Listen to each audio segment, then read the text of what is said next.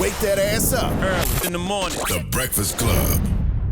Morning, everybody. It's DJ MV Angela Yee, Charlamagne the Guy. We are the Breakfast Club. We got a special guest in the building, Shaggy. Welcome, Shaggy.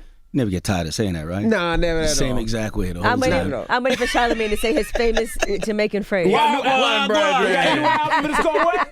Wagwan. That's all Charlamagne knows is Wagwan. And He says that every That's all morning. you really need to know. That's exactly, and that's why I named the album. I named it like I was looking for a name that embodies the culture, the culture of Jamaica and all that. But I wanted something that everybody globally would know it. And I was like, that is it. Wagwan. Can it mean, like, depending on how you say it, can you say it like you about to fight? You could do that too, Yeah. but that's the way you could say it any other way. Yeah. It could be Wagwan as you asking what's going on, Right, that's a greeting. and it could be Wagwan as I'm telling you what's going on. In the case of the album, I say I'm gonna tell you. I'll tell you Wagwan. So this is you really telling us what's going on, because you do have more personal songs on this album than usual. I've had a life-changing year, man. Really? Yeah. What changed in your life? A lot of people in your circle. Really? Yeah, a lot of people. I lost probably about 5 people in my inner circle. Because of disloyalty? Yeah, I mean the universe has a way of basically taking care of you. If you're a really good person, it will take care of you. Because sometimes you're so emotionally attached to people that you can't really make those clear-cut decisions. And you just got to leave them and they'll self-destruct, because at the end of the day, there's always a straw that breaks the camel's back. Yeah. What was that straw? Was it stealing? Was it? You said 5. 5 is a lot. Yeah, a lot of times For it's a year. finances. For a year, 5 is a lot. Yeah, it's a lot. I can see it really weighs on you. Oh yeah, it hurt. Yeah. It hurt. But it was a bittersweet year, because I had a great year with Sting. It was a good year, a lucrative year. Congrats on the Grammy. Yeah, Grammy We won a winner. Grammy. It was a good year, right? But then at the same time, because I brought a lot of people in on that, and then just the dynamics of how it was, I was like, whoa, you know what I mean? And when you get to a point where you got a cat like Sting that's treating me better than people who have made their whole lives with you, kind of like you gotta step back and just kind of look. And then there's a self-esteem thing that happens too, because when people are underachievers, I wouldn't say underachiever, but yeah, that's probably how they do it. When they have their own insecurities, they'll put their insecurities on you. Yes. You know what I mean? And then you start to feel insecure. Take somebody like Sting now, you're talking about a 19-time Grammy, 150 million, the resume. And then he's looking at you and following your lead and thinking that you're absolutely great and what you're doing is unique, and and you're uplifting his thing. And then it makes you stop and check and look around, but hold on, what have y'all done without me? You know what I mean? And how that impact, you know what I mean? So there was a lot of dynamics, man, and a lot of emotions. And I'm a Libra. I sweep things under the rug. I hate confrontation. So it was rough. And those people start taking you for granted. Oh, absolutely. Because in order to make themselves feel better, they got to talk shit man. to you. Treat you messed up. Yeah, and it just but it's tough because a lot of them became family. They're uncles and aunts and whatever it is to my children. You know what I mean? And then and I'm the type of person now. I don't know if it's a flaw or it's a protective mechanism in me. When I'm done, I'm not going back. So there was no irreparable. Done. There was no resolution. Did you try, or do you just say? I don't want to try. I don't. I've done. That's how I've been for years. That's how I am too. Somebody does me dirty, I'm done. I don't. Yeah, because of the fact that I give my. Maybe it's a yellow thing. Maybe. But when you give so much of yourself and you give your all, it really, it's a betrayal that is irreparable. So working on this album, was this while this was happening, and then you did this album, or was this album pretty much done before you were going through this? Yeah, I did this album to come out from before the Sting album. I was scheduled to come out, and I didn't go into the album with Sting to do a Shaggy and Sting album. I went to the album to help Sting do a reggae album, because Sting's manager was my A&R. It was also Sting's A&R back when we were at Interscope. And so Martin came out and said, Sting wants to do a reggae album, because I'd done one song with him, Don't Make Me Wait, which is a song I did like a year before. And I just had him on the hook. And then it just went into a bigger thing once Sting, he got the vibe of that and just loved how me and him just kind of gelled and worked. And it's like, I get Shaggy to help me do the record. And we started doing it as his record, but then you looked around, I'm on like 8 tracks. I'm like, dude, you got to take some of this off. And he's like, yeah, but I like all of them. I'm like, but you can't have an album with 8 tracks with me on it. And he was like, well, let's do it together. So now I had to go back to 300 and Brooklyn Nights and Shadow and them and be like, yo, I'm going to put this record on hold. And we're getting ready to pull the trigger. And, you know, they allowed me because these are my guys. And we went ahead and did the whole Sting thing. But now I had to come deliver their record now, you know, at the top as soon as I'm done. And we won the Grammy. It was great timing. Everything was good. But then I listened to the album that I had, and it wasn't me anymore. Really? Yeah. But you had outgrown it in that short amount of time? Well, no, it's been 6 years since your last album, right? It was 6 years since last time. Yeah. But just where the records that I made the year before compared to where I'm at now, there was a lot of things in there. It wasn't me. And I just had a lot to express. So I didn't want to do it with anybody else. I didn't want anybody else writing. So I just sat and wrote it all. I did it in like 7 days. Oh, so you redid the whole album. Yeah, well, majority of it. 1 or 2 tracks I kind of kept because a couple of people was already in love with them. So the label. And then I had to call D in to listen to it. And I was a little nervous today. I called him in to listen to it back, and then he listened to the whole album, and he looks at me and he's like, you did the whole thing over. I'm like, yeah. I say, yeah, damn near. He's like, oh, it's better than what you did before. Wow. It was like a weight off my shoulder because I thought he was like, nah, I can't accept this. Is it therapy for you though? Because you know, I look at your life and I know you a long time, Shaggy. You don't need music. You know what I mean? You're financially well. You're financially no, but for I disagree with you on that. And what part? It's air. It's air. What's air? The money? No, music. Oh, got you. It's air. He breathes it, helps you lives breathe. it. Yeah, Right. because you know I'm shitty at everything else. I suck at it. No, that's not true, Shaggy. I'm sure you got some other talents. Brother, let me tell you something. You don't want to see me kick a ball. I mean, that's it. You don't want to see me kick a ball, brother. I'm telling you this. I suck at everything. I was not, and even academically, I have attention problems. I start reading. I get bored. It's these things. The only thing that gets me. The arts, anything in the arts that get me. You know, Right. I mean, I can't. And music is it's therapy. It's life. It's I live when I go. People ask me why I tour so much and go so hard.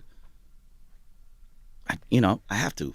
It's the only thing I know. I mean, I actually like even working out and taking care of myself. I do that better on tour.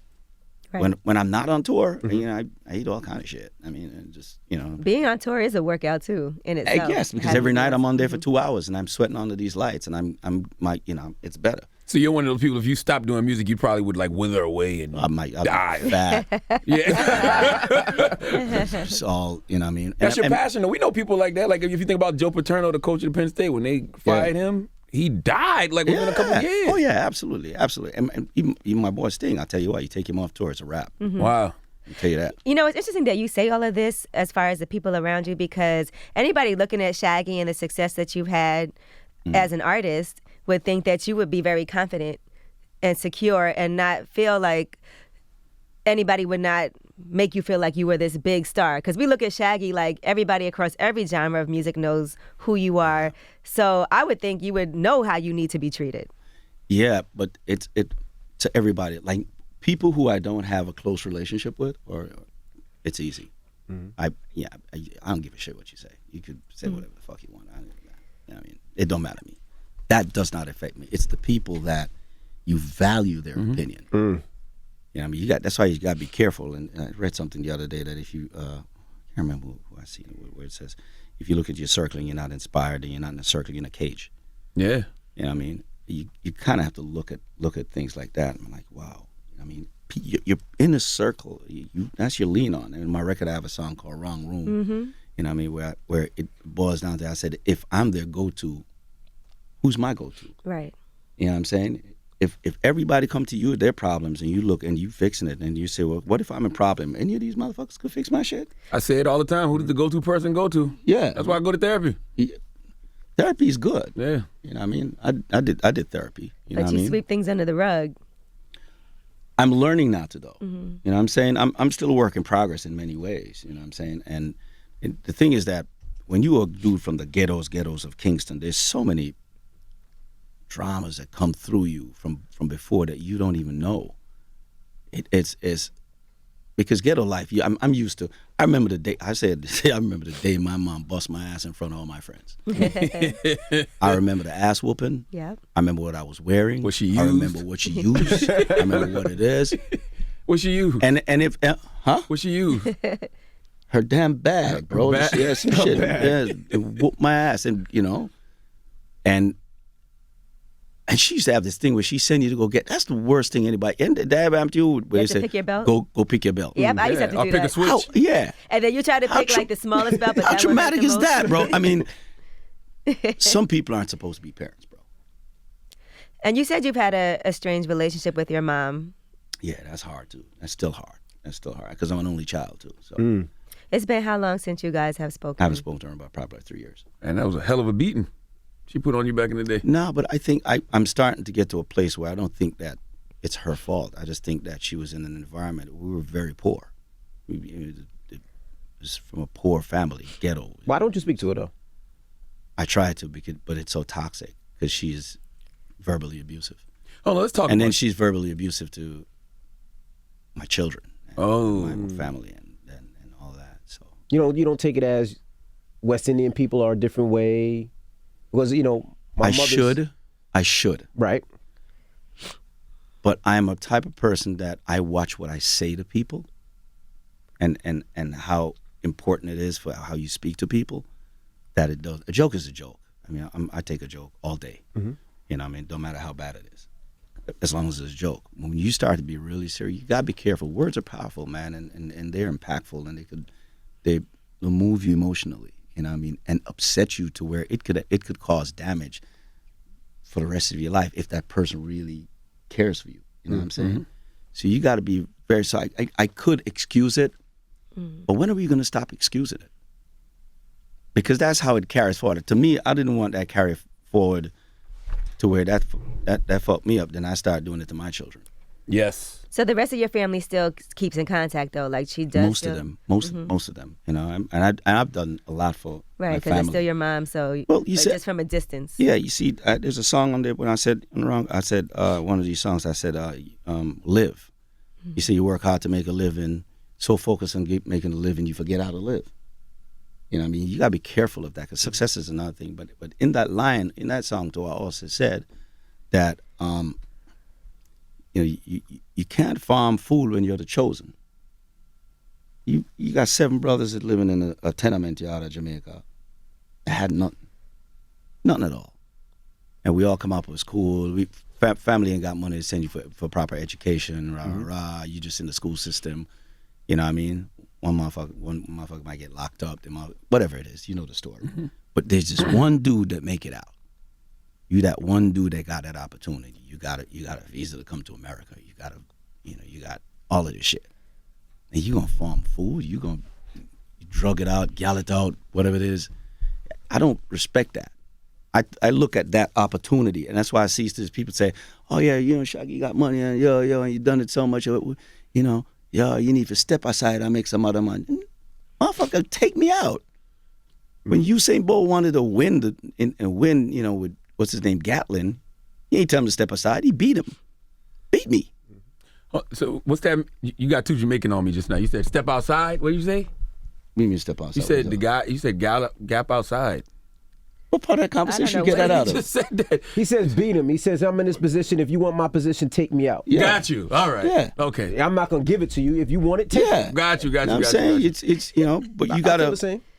you gotta go get your shit, man. And you can't take that opportunity that you get and not make the best of it. And Yes. you've been helping out other artists that aren't as known. You even worked with Cardi B years ago. Yeah, I love Cardi, man. I mean, How can you not? D was the first person that brought her to me, and There's one of the label owners. yeah, people that don't know. big up Pit Boss, Let me plug my album Wagwan because Shadow was like, "Yo, Shaggy, plug the album." Plug the album. I'm like, Shout out to Shadow, that's Shadow, why I'm here. Yeah, he brought the whole vibe there, and she didn't pop at all at that time, and she didn't have Bodak Yellow, none of them joints. But I just thought there was something about it that was great, and we did the record together, and then I put Popcorn on it, and there was a little bit of a Label issues or? well, it was just creative differences, between Popcorn and what it says and whatever. So the record was out, but then I just pulled it after that because it started to get a little uncomfortable. So You said something earlier. You said some people shouldn't be parents. Did you feel like your mom shouldn't have been a parent? Yeah. I think there's something. There's so much abuse. I don't even think she knows it's abuse. It's abuse to where it's probably emotional abuse. You know what I mean? Because what we look at as abuse right now, that's norm to a lot of people. You know what I'm saying? But they don't know the psychological effect it has on kids or on people. I look at some, like now I'm out, I step out and I look at it. It's like, take for instance, you live in a nice house now, you're all good. You ever go back to the projects and go in the elevator and smell the piss? Hell yeah. Doesn't that bring something back to you? Yeah.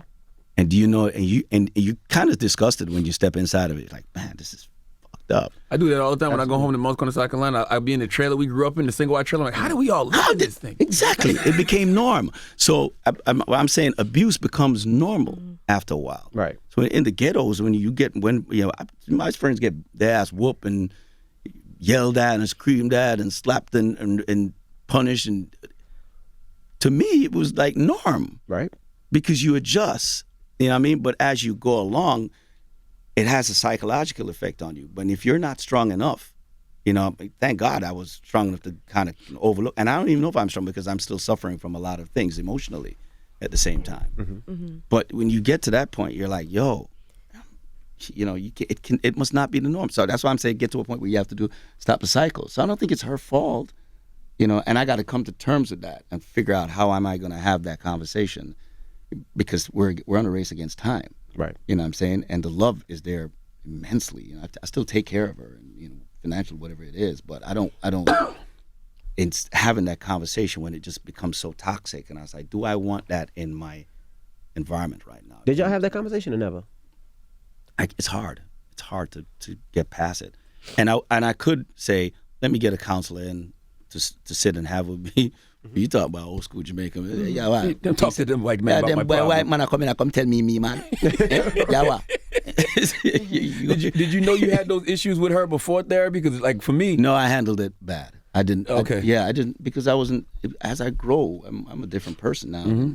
You don't work this hard to stay the same. Absolutely. You know what I'm saying? I'm a different person. I dealt with things really bad before because I'm at an ability that I could just lock you off. I do that well. Which isn't healthy. No, it's not. No, it's not. But I do it well. I'm the best. Yeah, I'm the best. Because I'm so self-reliant anyway. Like people don't understand. All I need is a first-class seat and a hotel room, and I'm a happy man. That's a very privileged position. Some people can't even get the first-class seat. Yeah, but I'm saying to where I'm at. Yeah, I'm talking to the level of what I have. I don't need much more. You go to the situation where you got 20 cars. I mean, you could only drive one at a time. Yes. Envy. Your beige brethren over there.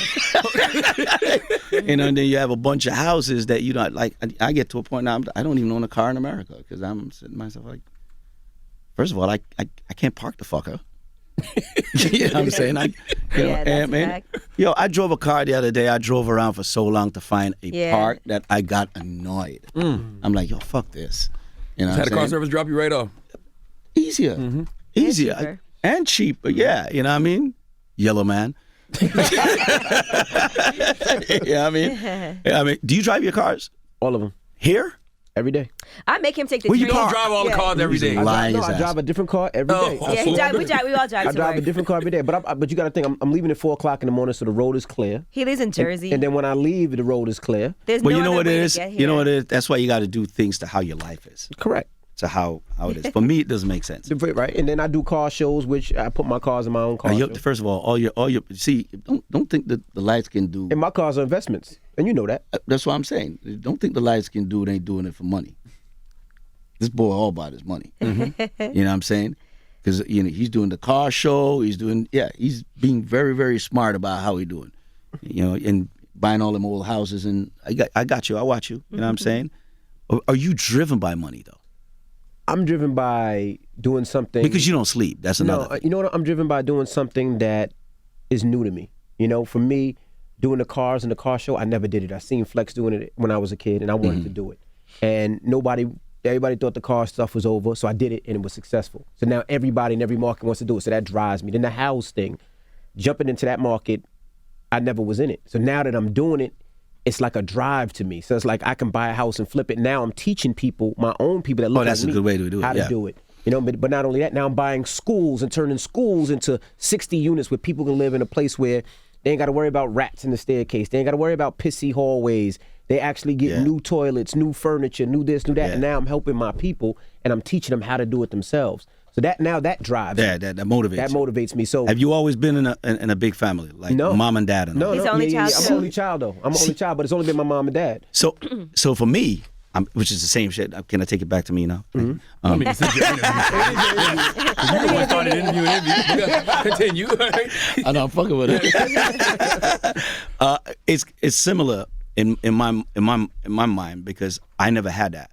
I'm from a broken family, and for me, I struggle with keeping I want to keep a family unit. I put a lot of attention to it. And it's hard. It's probably a little easier for you, but it's hard for me because I'm always on the road.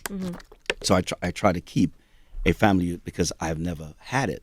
You know what I'm saying? Every male person in my family have 6, 8 baby mamas. And it's, I was raised like that where, the male was like, yo, man, you know what I mean? So for me to get to an age now where I got to start, I said, whoa, I got to switch it up a little bit and kind of focus. And then once you have your children, it's a whole different situation. Where you try to focus on that and see how wonderful. He's like, I can't fuck them up. I got my two other sons that I made mistakes on that. I was always there for everything about it and took care of them the whole time. What do you mean mistakes? Mistakes in the sense that I might think that financially I was doing it well, but then I wasn't there. Yeah, time is the most important thing. Yeah, you know what I'm saying? And being so driven and getting everything, and I get you got to put food on the table, so I'll never apologize for making a living, ever. You know what I mean? Because I gave them a good life. But they're older now, so in having these conversations with them, they could actually sit to me and say, yeah, I know you never missed anything. You were always there. Whenever my mom said, be there, you'd be there. But there was other things that you just wasn't there, and when you left, I was crying and I was this, and I just never saw that. So I'm very, and these are girls now too, so I'm really paying a lot of attention to making sure I don't do, I don't fuck up like that. You know what I get from this conversation, even listening to you, Andy, we all teach what we know. And that's why we got to be so patient when it comes to our parents, because when they were administering that discipline to us, whether it was beating with the extension cords, the switches, everything, they was only teaching what they knew. What they knew. And, and they were hurt, you know what I'm saying? Yeah. Like they were hurt. That's why I say I don't blame her. Trauma. Yeah, that's why I say I don't blame her. It's inflicted from before, you know what I mean? And we just, a lot of people shouldn't, like I said, there's sometimes no textbook of how this is done. You just kind of have to figure it out. What I know is that I don't want what was for me, for mine. Going forward. And you got to break the cycle. But what you're doing is breaking the cycle. You broke the cycle economically. Oh, absolutely. So you weren't coming from a place of hurt like your parents were. That's true. Right. You know? Man, you've done this before, huh? I mean, so, therapy has been very helpful for me. Yeah. Were you a good child, though? Were you a kid that listened and did the right things, or did your mom have to put pain on you to make sure that you My mother said something to me a while back. She was talking about, she was keeping another child at the time, which is a cousin of ours.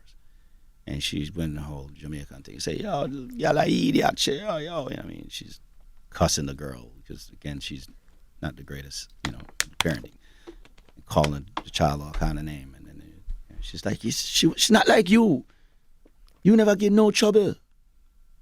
You walk, you leave the key and you just come and open the door and do everything. I'm like, okay, if I was that good of a child, what was all my ass whooping for? Because hurt people. You know what I mean? And then I ask her, I'm saying, so what was it? And then she said, I never hit you. Never. To get amnesia. Right. You know what I mean? But that's also their own defense. You know what I mean? And it, like you said, it does hurt because I'm emotionally battered by it, by these things, you know.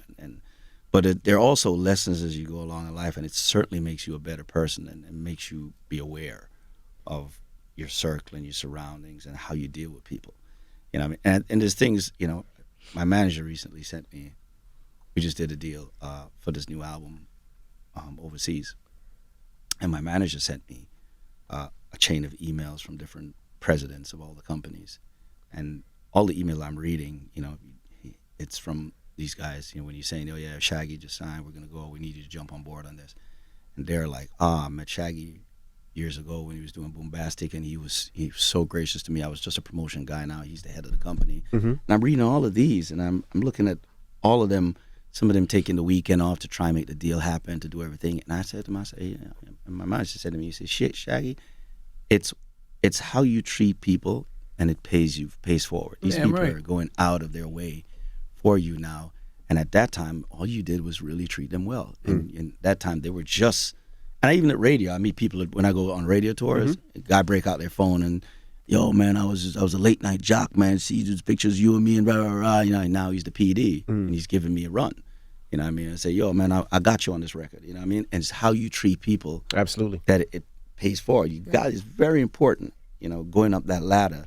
You know what I mean? And humility is everything. Even people who you think can't do anything for you. Absolutely. Just everybody. Well, they always say that's the true test of character. You know, watch how people treat someone that can't do nothing for them. Absolutely. You got to, and I don't think when I look at this talent, you know, like James Brown came to me and said, as long as you have your talent, you're a rich man. You know, he gave me that whole speech, and I believed him when I walked out. I believed what he says, but I realized this talent that I have, and for me to last almost 30 years and still being this relevant, this ain't me. I'm not that great. I can't write Wasn't Me. That's a higher being that did that for you. I'm just a vessel. And you got to figure out that what you got here is not for you. It's for you to do what you can for others and you're a public elevate. servant. Exactly. You know what I mean? And once that dawned on you, you know what I mean? What we do with Shaggy and Friends in Jamaica, or when I go out on tour, I did Hot Shot. 11 people bought homes and started their lives on that one album. You know what I'm saying? And when you go on tour, that's 17 people, 17 paychecks, 17 electric bills, 17 school fees. You can't take that for granted, bro. Right. Not at all. None of it. You guys are all incredibly privileged, and you got to stop. People got to stop looking at the glass half empty and look at it half full, bro. You know what I'm saying? I am lucky. I am super lucky. When I go back, when you say go back, Don't say lucky, say blessed. Blessed. There you go. Thank you. That's that therapy shit coming out on you. That's blessed. You know what I'm saying? I'm gotten that far yet. Yeah, I'm still working at it. But I am super, super blessed. When you go back to that elevator and you smell that, or you go to this ghetto that you live in and look at that little room, look at the glass half full, brother. You know what I'm saying? You are all blessed, and we should carry that forward. Now, Shaggy, can I ask you about your thoughts on marriage? You think that earlier in your career, did you feel like marriage is something that could hurt people's perceptions of you? Because I know a lot of artists feel like, okay, I have to seem like I'm... Well, I've only been married 5 years. You know, but I've been in relationships longer. You know, people came to me like, I had a publicist one time. I was at Hot Shot, top of the game. But I wouldn't get any front covers. You know, I'm a reggae act, you know, so we did something epic. I'm the guy that started it. I'm the guy that kicked the door open. I'm the guy that, you know, Diamond, hello, you know what I mean? So I'm not getting any front covers, you know what I mean? I see the source, I get a little inside page. Vibe didn't give me the cover, you know what I mean? So I went in at the publicist. Don't be humble, Shaggy. You sold 10 million records, 10 million damn it. records, Come right. on now. But I went in on the publicist. I'm like, yo, so how come I ain't getting no damn front cover? She says, you're fucking boring. I said, what the fuck you mean I'm boring? She says, listen, you know, we got Bobby Brown was on MC at the time. We got Bobby Brown, he makes a cover. You know what I'm saying? And she started calling a bunch of people who were... That didn't sell as many records as you. Well, Bobby sold records. Let's give it up to Bobby. But people who, at the time, probably Had They a were lot more going on besides They were more music. controversial. Right. Okay. You know what I'm saying? So it wasn't about the music. Exactly. Yeah. So It was about the they didn't story. give a fuck about the music. Clearly, that's what she's looking at me and says. She says, you know, you're sitting out there taking a picture of Jennifer. You should be fucking Jennifer. Then you get the cover. This is the conversation. Jennifer who? Lopez? Yeah. Well, I think I've taken some picture with J-Lo or whatever. I mean, you know, it's not a bad. Stop. Then you get the cover, and then you realize that it feeds people, and that's why you got, even with this phone these days, which has changed everybody's lives. You know what I'm saying? When you used to read about the mark of the beast, people think that you're gonna get 666 in your Yeah, head. yeah, That's that phone, bro. yeah, man. Am I lying? I agree with you. That's what they meant. You know what I'm saying? It has changed everybody's life. People are so tied into likes and stuff like that. You got to look at that situation, because I follow people just for the drama. That don't mean I'm gonna buy their shit. I just want to be entertained. Yeah. You know what I'm saying? So back to your question, because I'm not straying from it. She's like, this motherfucker trying to swindle out the shit. Nah. Back to your question is at the time, there are people that came to me about it and say, hey, we think you should this and we think you should that. But at that time, I was just trying to figure the game out. You know, I mean, I'm the first that did this in reggae. There was no cookie cutter thing. You know, nobody, they didn't sit down in their meetings on Monday morning and be like, oh, well, what about Shaggy right now? We're going to spend $10 million on him and blow him up. And they're like, no, show me where it's worked before. Nobody is doing that. So I had to maneuver my way through it, which is why I did samples, which is why I went out and did every single radio. I walked in and I created relationships. I tried to do what I could, because I knew it wasn't a level playing field. You know what I mean? There was no lane for dancehall at that time in 1993 when I got out. There's no radio station. We got an hour on Sunday if we're lucky. You know what I'm saying? So how do I get on radio? It brought for me really being that guy. And then they say I didn't look the part. It was like, that nigga Puerto Rican? I mean, I can see that, like you and Sean Paul. yeah, you know what I mean? Yeah, it was like, he don't have dreadlocks, he don't smoke weed, and then he talk with an American accent. I mean, I live in New York for years, man, you know what I mean? But, if y'all Jamaica, I'm going to go straight tonight. Is what it is. I always wondered, how was that received in Jamaica? Did Jamaicans have a problem with that? Like, I'm sure some did. There's There's purists that had, but Jamaica's changed now, and since the internet, people are open. Like one time, you couldn't get any. It was straight dancehall. You couldn't get a hip hop music played or something like that. And now, dancehall are filled with pop. You be in the dancehall and you hear a Katy Perry come on in the middle of the night. Like, yo, man, I smoke them. Start singing like, I remember Celine Dion came down here. I see a rude boy, got like a whole knife cut, got a spliff in his mouth, and he's rolling the weed. Sit there like, only in Jamaica, bro. Sit out. I mean, so it's opened up a lot. Jamaica's an amazing place right now, man. I mean, I live there, wife, kids, dogs, I see people complaining about the Chinese buying up everything in Jamaica. But we've also benefited from a lot of it. I mean, the roadway especially. It takes me 45 minutes to get to Ocho Rios right now. That's sweet. What that will do is change the economy. Yeah. Big time. So, you look at it. Jamaica has one of the, if not the best performing stock market right now. You know what I mean? I could see the growth that has happened. You know what I mean? And kudos to both sides, because it started from the previous government and the current government was smart enough to carry out a lot of it on, and you know what I mean. So I think Jamaica is in a really great place, and people need to come and experience it. None of y'all came down for Buju's concert? I went to the Bahamas to that, but My wife went to the Barbados. I went to Bahamas. Something must be going on. I felt like the one in Jamaica was gonna be too crazy for me. No, it wasn't. So you see, everybody. It's gonna be too crowded. I was trying to go when it wasn't. And gonna when be. you heard from everybody, you heard how great it was. Yeah, right? no, everybody. No, not that it was gonna be bad, but I just the way that I am. I didn't want to have so to. good. You know why I had to do access. it? Because it was hard to get tickets. No, it wasn't.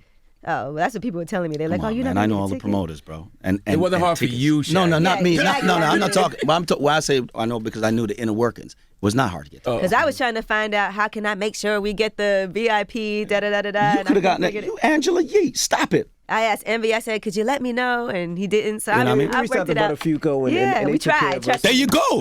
They took care of us. Yeah, easy. So that's how I ended up going in the Bahamas. But you know what it was? It was like when Bob Marley played Smile Jamaica, and I hear people from back then in them days talk about that concert. For me, it was historic like that. Wow. You know what I'm saying? So I had to go there. And I mean, I've known Buju for years, man. And, you know, I'm just happy as how and getting his life together, and you know, and we just move on. When are you gonna do something? I heard they're waiting for you to do a big show in Kingston. Well, I do my Shaggy and Friends every other year, bro. That's last year I had Sting. Yeah, I had Sting in there. We made a That million. was Sting's first time in Jamaica. First time in too, Jamaica. performing. Yeah. Which is crazy. never And he invited us, wrote all them songs in Jamaica. Every breath you take, every step is magic. All of that. What was did he written say in after gold. performing in Jamaica? Because we talked to you guys beforehand. He was, you know what it is? He was so moved by it because when I brought the whole idea to him, you know, he's only been to Kingston once. He went to work with Sly and Robbie really quick and back. So he didn't know what to expect. But that's, again, a testament to his faith in me, because he's coming in an arena that he don't know what is going on, but he's just trusting me on it. And even the set list, I wrote the set list. I told him what to play, when to play it, when I was going to put him on. And he had a great time. And then he didn't just play. He came there from before, sat through the whole show, was out there with the crowd, everything. And then we brought him in and did promotion. He did every promotion, every TV station, every radio station. He was in the streets, just feeling and soaking it up. You know, and we made $1 million. Wow.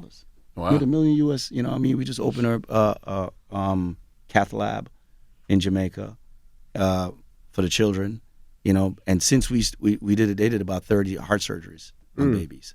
Remember, it's a free hospital. Right. Wow. You know what I mean? So it's, like I said, man, we're vessels, bro. We're servants, as my good therapy brother here. Just let me, you know what I mean? We're servants. And the minute you stop thinking of yourself as a servant, then you're in problem. Something must be going on in Jamaica because I keep getting offered a bunch of free trips there. Everybody's it's- offering me free trips. Like, come to this resort and come here. No, I like to be in I don't want Jamaica in you in August. no resort, though. I want you in Kingston. Yeah, I'm going to Jamaica in July. You going to Kingston? No, July. Why? I've been to Kingston a million and one times. You know, Yeah, I got family. All my family's Jamaican, so we go all the time. Oh, Yeah, my but- family's God. Jamaican Now his now? family's Jamaican. This My guy wife- here, yo. My wife is Chinese Jamaican. Oh. Yeah. This guy My wife was is like- Chinese Jamaican. That's why. By the way, there's a lot of Chinese Jamaicans in Jamaica. Yeah, There's white absolutely. Jamaicans. It's out of many one people. I mean, everybody. You see an Indian dude walk up, a Chinese man say, "Yo, I want Shaggy." I mean, just look. That's how. I it was is. looking at property in Jamaica, Best time to buy now. but in Port Antonio. Oh, great place. Yeah. Best time. It's my favorite parish, by the way. Yeah, so I actually was looking there. My friend has a house there, and I went Yeah. and stayed there a few months ago, and it's amazing over there. It's the the best time. countryside. It's the best time to buy because you gotta remember now, where the Caribbean is concerned, Jamaica is has the lowest in real estate. Like for instance, in Barbados and these places, Jamaica doesn't have a $10 million house. They do. So we're gonna catch up really quick. So now is the time to buy. You could buy the land and actually build something really nice, and it'd be cheaper absolutely. than buying a house and renovating it. No, I disagree. maybe I might have to look That's what the realtor was telling me. Well, it depends on who you see. If you're gonna build it from scratch, you kind of have to be there. You know, because you got. You don't know what might happen. Yeah, you gotta order. You know what I mean? Or to me, have somebody good that to can- me, you have a place that's built already, or if you do a pre-construction, you know, on a condo or something like that, you know, a townhouse or something like that. Or if you're building, or I rather just see what I want, go try and make a deal, Right. and buy it. Right. I've talked to the real estate expert over here because you know, for you to renovate and stuff like that, it's easy because it's your guys, Right, And you absolutely. know that they're gonna spend your buck to, you know, they're gonna stretch your buck. Being in Jamaica from a foreigner, you're gonna buy it, and the workman, them, if you ain't there to manage that, it's tough. Yeah, they say it take forever to build something in the Oh Caribbean. yeah, it's gonna take a while. I'm renovating right now. My whole house I'm actually living somewhere else, right? Because I'm renovating my whole house. Is Shaggy happy? Oh, absolutely, Okay. absolutely. And I'm in a great place. How did marriage change you, though? Didn't really change me that much because I felt like I was in it already. You know, I've known my wife for 20 years. You know what I mean? So I was kind of in it already. So it didn't really change. And we've had our dynamics and worked through our problems here and there. You know what I'm saying? And ain't nobody in life is perfect, man. But you know, from that person know your heart, that's all that matters. And you are happy. Yeah. Okay. Yeah. Shaggy always seems happy to me. When Every you- time you don't see think him I was outside, I he think you always are. seems happy. But I've just had been ups and downs, ebbs and flows. I'm sure. Yeah. I mean, but how can I not be happy? Look where I'm at. The right room. in the right room. You know what I'm saying? Dude, I'm having such a resurgence at this age. I'm, making great money. I mean, wow. Right. I mean, it's a testament that I've done something right. You know what I'm saying? And it's great. You know what I mean? And I'm really, really happy about this project. This album is just, when I was finished with it, and I was like, wow, this really came out of me right now. You know what I mean? And that's when you listen to it, it shows where I'm at and my growth and how I see things and I see and my purpose. That's the key. Know your purpose. And when you cut those 5 friends off, do you replace them with anybody, or you just say nope? I'm gonna move on with what I got? No, but your circle was so huge at that point. You realize that it's like when I had all them cars and I got rid of them. I didn't feel like I lost anything. I just realized that I had a lot of shit that I didn't need. Right. You know what I'm saying? And then you get rid of all these homes and all these things. Like I've offloaded a lot of shit because I was like, what am I doing? You know what I'm saying? And then you strive for a simpler life. Like I like vacations now. And what I find myself not doing, I don't like clubs. When you get to that point where you say, I'm not really enjoying the club now. That's called being over 40. Probably. Yeah. And I'm like, there's just certain things that you don't enjoy anymore. Right. You get to a certain place where you want people around you that are like-minded, you know what I mean, and like thinking, and and then you could learn from. It's wrong room again. You want people, I surround myself with people I can learn from that stimulates me, you know what I mean, and make me want to do better. And I'm fascinated by it. You want to be fascinated by people. And they all have their flaws. But and there's people that I learn from the fucked up shit they do. Yeah.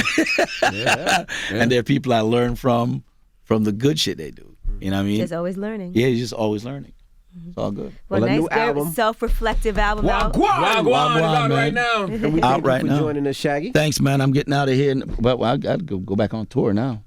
Damn. Back on the road. Yeah, I'm going on. I'm leaving tomorrow and doing a couple of shows with Sting in London, 44876. And look out for me with me and UB40 this summer. You got to come to that show. I know you don't go to a show. You go to shows? Depends on who You got to the come to a artist reggae is. show, man. Come on, man. I don't really like reggae. What? What? That Y'all know hurts. that. I mean, I'm being honest. Why you don't like reggae? I don't know. I never got into it. I mean, I like certain songs, but I'm like not a like. I see some people when reggae sets come on in the club, they lose their mind. Yes. I'm from Brooklyn, so you Yeah, know. yeah, you, Yeah, you, for me, you, I know how I and do. you, and And I mean, I'm from South Carolina. You know Ricky Lee and all of them in Charleston. Yeah, but- like, they big on that, but I just never got into it. That's what I actually, when I go running in the park, all I play is Yeah. dance hall. Oh, you was at Chris Martin's. Yeah, I hosted You Chris hosted that. Martin's. Mhm. Big up, by the way. I see y'all giving this platform to a lot more reggae artists and dancehall artists. Give thanks to that. I really, really was happy seeing that. Yeah. Right? Y'all have Shensi up here yet? No, but she had a listener yesterday. Yeah, you gotta. She's She's on your album too, right? she's incredible. We should go to Yeah, that's Jamaica and exciting. interview Bougie. You know what I mean? Yeah. You That'd gotta. be dope. You gotta. You know what I mean? Thanks for Listen, opening the I'm all platform, for bro. it. If you see a reggae artist up here, a lot of the times it's I because love I'll be the. like, I gotta get this person up Please. We and need I'm it, actually need it. doing an event from my day. I got a day in New York, and I'm working with VP Records Ah, on yeah. getting Big up Chris and the crew. Yeah. some reggae artists to come and do and perform at Angela Yee Day in Brooklyn. Ah. Because it's like right before the West Indian American Day Parade. So Yeah. I'm Well, trying to keep that theme going. We going out with UB40 from August to October. Okay. So and Steel Pulse will be on some of the dates too. So y'all look out for that. It's a busy year, and then I'm Australia.